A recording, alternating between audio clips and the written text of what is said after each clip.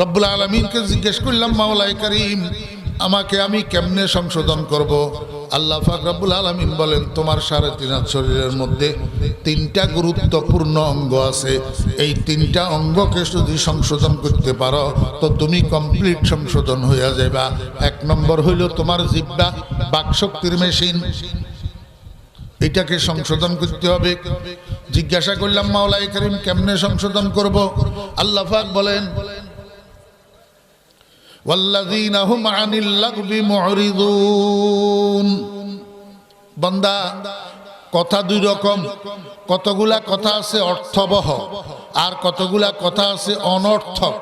অনর্থক কথা কাকে বলে? অনর্থক কথা ওই কথাকে বলে যেই কথার দ্বারা দুনিয়ারও লাভ হয় না, আখিরাতেরও লাভ হয় না। 10টা টাকাও পকেটে ঢুকে না, 10টা নেকিও আমল নামায় ওঠে না। এই জাতীয় কথাগুলার